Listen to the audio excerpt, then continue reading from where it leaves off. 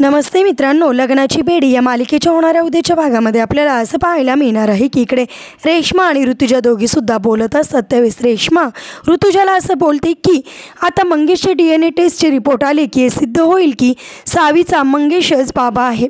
त्यावेळेस ऋतुजा म्हणते मग राघव आता सिंधूबरोबर सावीला सुद्धा घराच्या बाहेर हाकलून देणार आणि हे सगळं काही सिंधू ऐकते आणि बोलते की ह्यांनी मंगेशची DNA टेस्ट केली आहे। तर इकडे घरामध्ये सिंधू, राघव आणि सगळ्याच बायका घरातील उपस्थित असतात।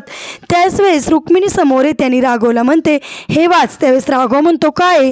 त्यावेळेस रुक्मिणी म्हणते हे मंगेशचे DNA टेस्टचे रिपोर्ट आहेत, तू वाच। आता ज्यावेळेस राघव DNA टेस्टचे रिपोर्ट वाचणार त्यावेळेस असे सिद्ध होणार की मंगेश हा सावीचा बाबा नाही, कारण मंगेशची DNA टेस्ट आता निगेटिव्ह आलेली आपल्याला पाहायला मिळणार। आणि त्यानंतर सिंधू कशाप्रकारे रुक्मिणीच्या नांग्यात टेचणार आणि राग अनावर होता शनी आता खरोखर सिंधू राघव सावीचा बाबा आहे सगळ्यांना सांगेल का? तुम्हाला काय वाटतं कमेंट करून नक्की सांगा।